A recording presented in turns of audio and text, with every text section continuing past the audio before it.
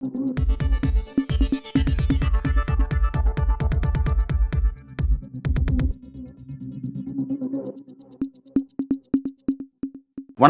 இன்றைக்கி நம்ம மூத்த பத்திரிகையாளர் திரு பிரியன் அவர்களோட தான் அரசியல் பேச போகிறோம். சார் வணக்கம். வணக்கம் சார். சார், விஜயுடைய அரசியல் தொடர்ச்சியாக நம்ம கவனிச்சிட்ருக்கோம். அவருடைய மாநாடு தள்ளி வைக்கப்பட்டது, அதனால் அவர் பெரிய அளவில் அரசியல் பேசாமல் இருந்தார் அப்படிங்கிறத பார்த்தோம்.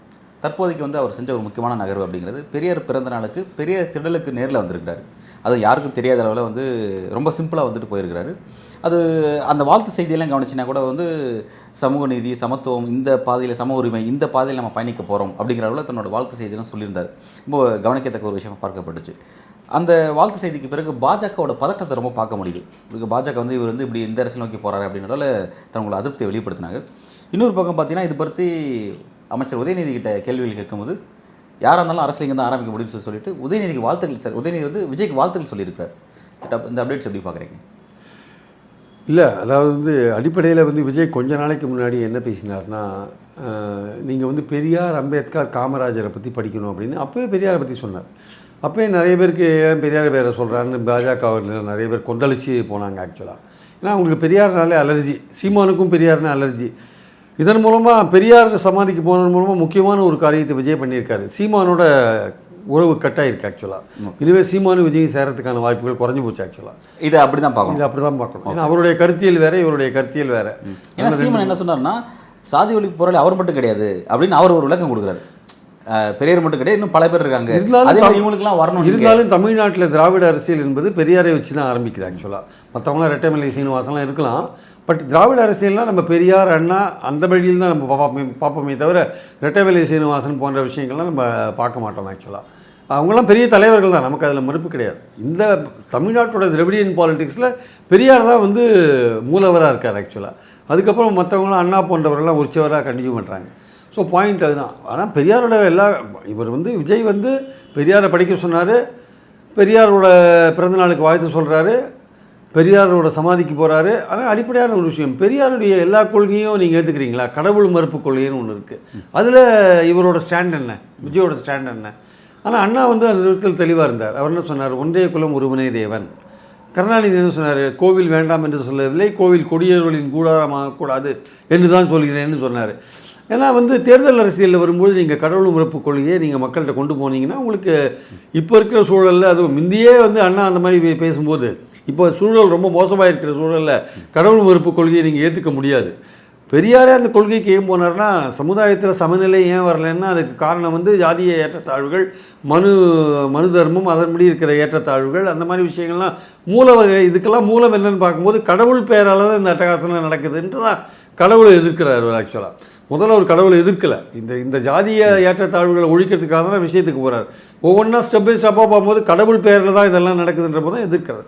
அந்த விஷயத்தை பண்ணும்பொழுது விஜய் கடவுள் மறுப்பு கொள்கையை ஏற்றுக்கிறாரா, இல்லை பகுத்தறிவு, சுயமரியாதை, பெண்கள் முன்னேற்றம், சமூக நீதி, ஸோ இந்த மாதிரி பல விஷயங்கள் இருக்குல்ல பெரியாரோடது, அதில் ஒரு கவர்ந்து பெரியாரை பாராட்டுறாரான்னு இன்னும் கிளியராக தெரியல.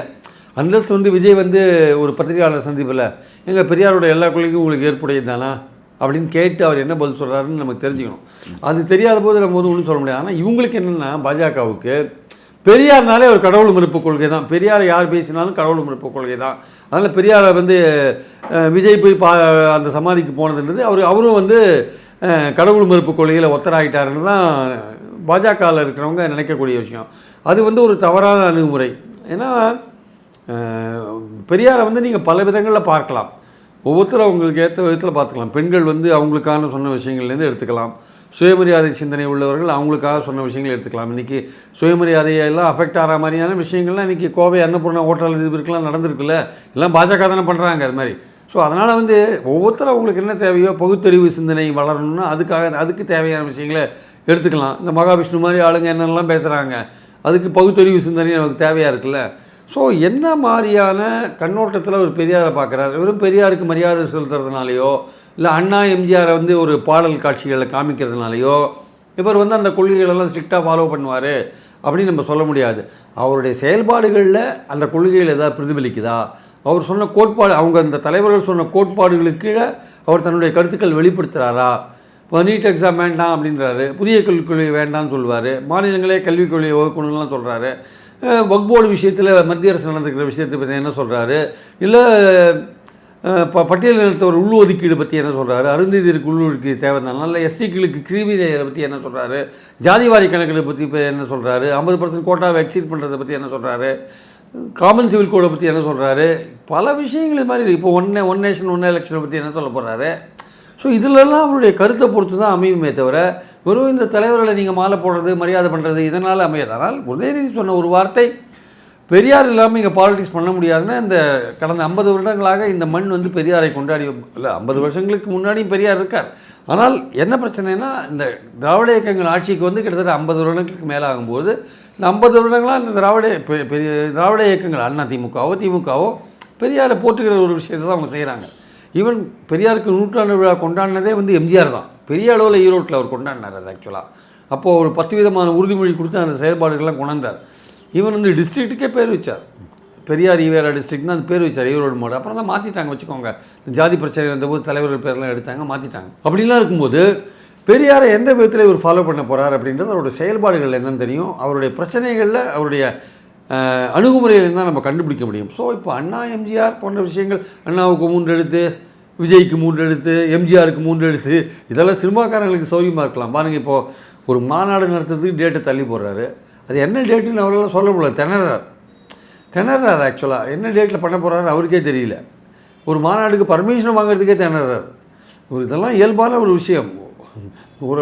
ஒரு போலீஸ் ஆஃபீஸர், ரிட்டையர்ட் போலீஸ் ஆஃபீஸரை கூப்பிட்டு, ஏன் இந்த மாநாட்டுக்கு பர்மிஷன் வாங்கி கொடுங்கன்னு அவர்கிட்ட கொடுத்தீங்கன்னா, அவர் ஒரு மாதம் ஒரு 10 நாளுக்குள்ளே உங்களுக்கு பர்மிஷன் வாங்கி தருவார். அவருக்கு தெரியும் என்ன மாதிரி பண்ணுறதுன்ட்டு. இங்கே வந்து எப்படி ஒரு விஷயத்தை அணுகிறதுன்னு கூட அவருக்கு ஆலோசகர் யாருமே இல்லை அங்கே. ஆக்சுவலாக விஜய் வந்து துணிச்சலாக சில அரசியல் விஷயங்களை செய்ய மாட்டேங்கிறாரு. மாநாடு போன்ற விஷயங்களை துணிச்சலாக செய்கிறதோ, தான் கொள்கை என்னன்றதை பேசாமல் இருக்காரு அப்படிங்கிற மாதிரி ஒரு துணிச்சல் இல்லாத ஒரு முகத்தை காட்டுறது ஒரு பக்கம். இன்னொரு பக்கம் பார்த்தீங்கன்னா, யாரும் எதிர்பார்க்காத விதமாக பெரியார் திடலுக்கு வராரு, வந்து நேரடியாக வராரு. ரெண்டாவது அந்த வாழ்த்து செய்தியை பார்த்தீங்கன்னா ரொம்ப தெளிவாக சொல்கிறாரு. சம உரிமை, சமதர்மம், சமூக நீதி நோக்கி பயணிக்க போகிறோம், நம்ம அரசியல் அதை நோக்கி தான் போகுதுன்ற அளவில் தன்னோட கருத்தை வெளிப்படுத்துறாரு. இந்த பக்கம் இந்த மாதிரி ஒரு துணிச்சலான ஒரு அடிக்கிறார், அந்த பக்கம் வந்து ஒரு தெளிவில்லாத ஒரு பார்வையும் காட்டுறாரு. எப்படி 2 விஷயம் அவர் ஒன்றா காட்டுறாரு, எப்படி பார்க்கலாம்? இல்லை, அதான் அது அவரே வந்து ஒரு குழப்பத்தில் இருக்காருன்னு தான் காமிக்குது. ஆக்சுவலாக வந்து அதாவது எந்தெந்த விஷயத்தை வந்து எப்படி அப்ரோச் பண்ணணும், அணுகுமுறையெல்லாம் இருக்குல்ல, அதெல்லாம் வந்து இப்போ பெரியார் விஷயத்திலேயே வந்து பெரியாருடைய முழு கொள்கையை அவர் ஏற்றுக்கிறாருன்னு தெரியல. சமூக நீதி, சமதர்மம் இதெல்லாம் வந்து எல்லாருமே பெரியார் முதற்கொண்டு எல்லாருமே சொல்கிற விஷயந்தான். பட் ஆனால் பெரியாரை நீங்கள் எந்த விதத்தில் கையாள போகிறீங்க அப்படின்றது தான் முக்கியமான விஷயம். பெரியாருடைய எல்லா கொள்கையும் நீங்கள் ஏற்றுக்க போகிறீங்களா அப்படின்றது அதுலேருந்து தான் அவருடைய தெளிவு பிறக்கும். ஆக்சுவலாக ஓட்டு அரசியல் நீங்கள் வரும்போது என்ன மாதிரியான ஆங்கிள் எடுக்கிறீங்க, இது வந்து இந்த மாதிரி ஒரு பிரச்சனைகளில் கருத்துக்கள் சொல்கிறது போன்ற விஷயங்களை தயங்குற விஷயங்கள் இருக்குல்ல, அது இன்னும் வந்து அவருக்கு ஒரு தயக்கம் இருக்குது போலுக்கு. ஒரு பத்திரிகை நிறுவனங்களை சந்திக்கிறதுலையோ இல்லை அவருக்கு வந்து சரியான ஆலோசகர்கள் இருக்காங்களா இல்லையான்னு அதுவும் நமக்கு தெரியல. ஸோ 2 விதமாக இந்த சமநீதின்னு அவர் போட்டதுனாலே, பெரியாருடைய கொள்கையை போட்டதுனாலேயே வந்து அவர் தெளிவாக இருக்கார் நம்ம சொல்ல முடியாது. அவர் இனிமேல் செய்ய போகிற செயல்கள்லேருந்து அவருடைய தெளிவு நமக்கு தெரியும். ஆக்சுவலாக அதே மாதிரி இந்த மாதிரி மாநாடு போன்ற விஷயங்கள் இல்லை கருத்துக்கள் சொல்கிற விஷயங்களை தயங்குறாரு, வெளிப்படையாக இருக்க மாட்டேங்கிறார் அப்படின்னா அதுக்கு அவர் சரியான ஆலோசகர் இல்லைன்றதை நான் பார்க்குறேன். அன்லஸ் ஒரு நல்ல ஆலோசகர் வச்சுருந்தா ஒருவேளை வந்து கிளாரிஃபை பண்ணலாம், அறிக்கை கூட விடலாம். அவர் டெய்லி ஏதோ ஒரு பிரச்சனைகளில் அறிக்கை கூட விடலாம். அவர் வெளியில் போய் சந்திக்கணும்னு அவசியம் கூட கிடையாது. அந்த மாதிரி அதுவும் பண்ண மாட்டேன்றார் அப்படின்னா ஒருவேளை எல்லாருமே என்ன சொல்கிறாங்க, மாநாட்டில் அவர் இப்போ மாநாடுன்னு தள்ளி போயிடுது, இப்போ அடுத்து எத்தனை மாதம் கழிச்சு மாநாடு இருக்குன்னு சொல்ல முடியாது. அப்போ அதுவரையும் எந்த பிரச்சனையும் கருத்தே சொல்ல மாட்டாரா? அப்படி இருந்தால் எப்படி அவர் டேக் ஆஃப் ஆவார்? ஆக்சுவலாக அப்போ எலெக்ஷன் நெருங்கும்போது வந்தால் போகிறோன்னு நினைக்கிறாரா? ஒன்றுமே புரியல ஆக்சுவலாக. ஸோ அன்லஸ் விஜய் வந்து கிளாரிஃபை பண்ணால் தான் உண்டு. தமிழ்நாட்டில் திராவிட கட்சிகள், அதாவது கழகங்கள் இல்லாமல் ஆட்சி அமையணும் அப்படிங்கிறது பாஜகவுடைய நீண்ட கால ஒரு விருப்பமாக இருந்துச்சு. அந்த அரசியலுக்கு வலு சேர்க்கும் விதமாக தான் ஏதோ விஜயோடைய வருகை வந்து தங்களுக்கு ஒரு வலு சேர்க்கும் அப்படின்ற பாஜக எதிர்பார்த்துட்டு இருந்தாங்க. ஆனால் அவர் அந்த பெரியார் திடலுக்கு போனது, பெரியாரோட பிறந்தநாளுக்கு அவர் தெரிவித்த அந்த வாழ்த்து செய்தி, இது எல்லாமே பார்த்தீங்கன்னா வந்து திராவிட அரசியல் நோக்கி தான் அவர் பயணிக்க போகிறார் அப்படிங்கிறத வந்து பாஜக சரியாக புரிஞ்சுக்கிட்டாங்க. மற்றவங்க யாரும் புரிஞ்சுக்கல தாண்டி பாஜக தெளிவாக புரிஞ்சுக்கிட்டு தமிழிசை சவுந்தரராஜன் வந்து ரொம்ப காட்டமாக தன்னோட கருத்துக்களை தெரிவிச்சிருந்தாங்க. அந்த கருத்தை எப்படி பார்க்குறீங்க? இல்லை, அதாவது வந்து அது மட்டும் இல்லை, விநாயகர் சதுர்த்திக்கு வேறு வாழ்த்து சொல்லலை. அது வேறு அவங்களுக்கு ரொம்ப சொன்னார். விநாயகர் சதுர்த்திக்கு சொல்லலை. ஓணத்தில் வந்து மகாபலி சக்கரவர்த்தியை பெருமைப்படுத்துகிற மாதிரியான ஒரு விஷயமா இருக்குன்னா அது சொல்லிட்டார் அவர். அதில் புராண கதை தான், ஆனால் மகாபலி இந்த அரசரை வந்து பிரமாதப்படுத்துகிற மாதிரியான விஷயங்களாக இருக்கிறதுனால சொல்லிட்டார் வச்சுக்கோங்க. பாயிண்ட் என்னென்னா வந்து தமிழிசை சொன்ன விஷயம் என்னென்னா, அவர் வந்து தேசியமாக இருந்தாலும் பரவாயில்ல, அவர் திராவிடமாக மாறிட்டார் அப்படின்னு அவர் ரொம்ப ஆதங்கத்தோடு அவங்க பேசுகிறாங்க. தமிழிசை வந்து கவர்னராக இருந்தாங்க, பல எலெக்ஷனில் போட்டி போட்டாங்க, ஒரு எலெக்ஷன்லையும் வின் பண்ணல. காலங்காத்தால வீட்டை விட்டு வராங்க, மைக் இருந்துன்னா மைக்கை பார்த்து ஏதாவது சொல்லிவிட்டு அன்றைக்கி ஏதாவது ஒரு செய்தியை கொடுத்துட்டு போயிடுறாங்க. அவங்களுக்கு எந்த பொறுப்பும் கொடுக்கல பாஜகவில். அதனால் நம்மளை எப்படி முன்னணிப்படுத்திக்கிறதுன்னு ஏதாவது ஒன்று டெய்லி சொல்லிட்டு இருக்காங்க. விஜய் வந்து உங்கள் பக்கம் வரப்போறதில்லை, நீங்கள் அவரை ஜோசப் விஜய்னு ஏற்கனவே சொல்லிட்டீங்க. அவர் ஜிஎஸ்டி சொன்னதுக்கு உங்களுக்கு ரொம்ப கோவம் வந்துருச்சு, ஜிஎஸ்டி பற்றி சொன்னதுக்கு. அவர் வந்து நீட்டை வந்து என்றைக்கு வந்து ரத்து பண்ணணும்னு சொன்னாரோ அன்றைக்கே உங்களுடைய பாலிசிக்கு விரோதமாக இருக்காருன்னு நீங்கள் புரிஞ்சுக்கணும். ஆக்சுவலாக ஒன்றிய அரசும் குறிப்பிட்றாரு, அது ஒன்றிய அரசு குறிப்பிட்றாரு. அதுலேருந்து நீங்கள் புரிஞ்சுக்கணும். அதை விட்டு உங்கள் பக்கம் அவர் வருவார், நீங்கள் இலவு காத்த கிளி மாதிரி இருந்தீங்கன்னா அவர் எப்படி வருவார்? நீங்கள் அவர் இன்கம் டேக்ஸ் ஆளுங்களை விட்டு நெய்வேலியிலேருந்து கூப்பிட்டு வந்தீங்க, அவர் வந்து ஏதோ சிறை பிடிக்கிற மாதிரி பிடிச்சிட்டு வந்தீங்க. அதெல்லாம் அவர் யோசிச்சிருக்க மாட்டார். அதனால் நம்ம ஒழுங்காக வரி கட்டின்னு இருக்கோம். நம்ம தமிழ்நாட்டிலே வரி கட்டுற 2 முக்கியமான நடிகர்கள் அவரும் கார்த்தியும் சூர்யாவும் 2 பேரும் முக்கியமான லெவலில் வந்து ஷாருக் கானுக்கு அப்புறம் அவர் தான் தமிழ்நாட்டில் அவரும் சூர்யாவும் தான் நல்லா வரி கட்டுறாங்க ஒழுங்கு அப்படின்னு சொல்கிறாங்க. ஸோ அப்படிலாம் இருக்கும்பொழுது அவருக்கு கோவம் வராது. அவருக்கு அவர் உங்ககிட்ட வந்து எப்படி சேருவார் அவர் ஆக்சுவலாக? ஸோ அதனால் பாயிண்ட் என்னென்னா, தமிழிசை வந்து அவர் தேசியமாக இருந்தானே திராவிடமாக இருந்தானே உங்களுக்கு என்ன வந்தது ஆக்சுவலாக? நீங்கள் யார் அதை ஃபிக்ஸ் பண்ணுறதுக்கு? Who are you to fix that? அவர் எந்த வழியில் வேணால் போகலாம். அவர் பெரியார் இன்னைக்கு பார்ப்பார், நாளைக்கு போய் காஞ்சி சங்கராச்சாரியரையும் பார்ப்பார், நாளைக்கு வாடிகனில் போய் போப்பையும் பார்ப்பார். அவர் இல்லை அது நாகூர் தர்காவுக்கு நாளைக்கு விசிட் பண்ணுவார், அதெல்லாம் கூட பண்ணுவார். அப்போ உங்களுக்கு அதெல்லாம் வந்து உங்களுக்கு பிடிக்காது. அவருடைய அரசியல் அவர் அதை பண்ண போகிறாரு. அதை மக்கள் ஏற்றுக்கிறாங்களா இல்லையா? அவர் ரசிகர்கள் அவர் பின்னாடி போகிறாங்களா இல்லையா? அதெல்லாம் அடுத்த கேள்வி. உங்ககிட்ட அவர் வரமாட்டார்னு தெளிவாயிடுச்சு. அது உங்களுக்கு அந்த எரிச்சல் வந்து வெளிக்காட்டுறீங்க. நீங்கள் யார் அவரோட அஜெண்டாவை ஃபிக்ஸ் பண்ணுறது? அங்கே போகக்கூடாது, இங்கே போகக்கூடாது, நீங்கள் யார் ஃபிக்ஸ் பண்ணுறதுக்கு? ஸோ உங்களுடைய ஆற்றாமை தான் அது. உங்களுடைய ஆற்றாமை, ஐயோ நம்ம நினச்சவங்க இப்படி போயிட்டாரே, எப்படி திருமாவளவன் வந்து கூட்டணியிலேருந்து விலகி வந்துடுவான்னு நினச்சாங்களோ அந்த அப்போ அது ஒரு புஸ்தானமாக போயிடுத்தோ, அதே மாதிரி விஜய் பெரியார் சமாதிக்கு போனதுலேருந்து இவங்களுக்கு அதுவும் புஸ்தானமாக போயிடுச்சு பாஜகவுக்கு. ஸோ அதில் அவங்களுக்கு அடி மேல் அடி அவங்களுக்கு விழுந்துட்டுருக்கு. அந்த ஆற்றாமையில் தான் தமிழிசை இந்த மாதிரிலாம் பேசிகிட்டு இருக்காங்க. Right sir. தமிழக அரசியலை பொறுத்த வரைக்கும் அந்த பெரியார் அப்படிங்கிற அந்த ஐக்கான், அந்த அடையாள அரசியல் அப்படிங்கிறத வந்து எனக்கு தெரிஞ்சு பாஜக தவிர வேறு எந்த கட்சியிலும் பாஜக மட்டும் தான் எடுக்கல, மற்ற எல்லா கட்சியும் கையில் எடுத்திருக்காங்க பார்க்குறோம். அது அவங்களுக்கு வாக்கு வங்கிக்கு ரொம்ப பயனுள்ள ஒரு அரசியலாக இருக்குது. அப்படின்னும் போது அதை எல்லோரும் பயன்படுத்துகிறாங்க. பாஜக மட்டும் அதில் தள்ளி நிற்கிறாங்க. பாஜக கடைசி வரை இப்படியே தான் பேட்டர்ன் பின்பற்றுவாங்களா? சப்போஸ் வாக்கு வங்கி தமிழ்நாட்டில் ஆட்சிக்கு வரணும்னு நினைக்கிறவங்க நாளைக்கு அதை கையில் எடுத்தால் தான் வரணும் அப்படி ஒரு சூழல் இருக்கும்போது அதை நோக்கி நகருவாங்களா அல்லது இப்படி தான் பயணிப்பாங்களா? பாஜக வந்து பவருக்கு வரணுன்றதுக்காக என்ன வேணால் பண்ணுவாங்க. பட் ஆனால் அம்பேத்கர் கையில் தொட்டாங்க. அம்பேத்கர் எதுவும் சொன்னாங்க, அம்பேத்கரையும் தொட்டாங்கன்னா ஈவேரா பெரியார் ஏன் போக மாட்டாங்கன்னா கடவுள் மறுப்பு கொள்கை அங்கே இருக்குது. அதனால் அவங்களுடைய இந்துத்துவ பாலிசியில் கடவுள் வந்து முக்கியமான விஷயம்.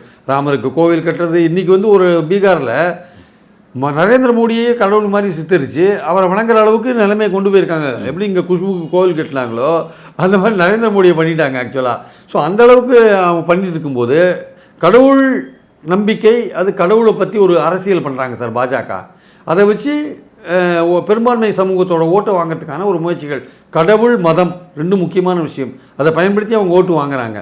அப்படி இருக்கிறவங்க நிச்சயமாக அவங்க அதிகாரத்தில் வரணுன்றதுக்காக எல்லா விதமான காம்ப்ரமைஸும் பண்ணிப்பாங்கன்றதுல எனக்கு எந்த விதமான சந்தேகம் இல்லை. ஆனால் ஈவேரா பெரிய விஷயத்தில் அவங்க காம்ப்ரமைஸ் பண்ணிக்க மாட்டாங்க. பண்ணிட்டாங்கன்னா அவங்களுடைய ஓட்டு அஃபெக்ட் ஆகிடும், அவங்களோட ஓட் பேங்க் அஃபெக்ட் ஆகும். இங்கே மட்டும் இல்லை, இந்தியா முழுக்க அஃபெக்ட் ஆகும். அதனால் அதை மட்டும் அவங்க பண்ண மாட்டாங்க. Right, okay sir. பல்வேறு கேள்விக்கு ரொம்ப ஆழமாக உள்ள கருத்தில் வழங்கியிருக்கீங்க சார். மிக்க நன்றி.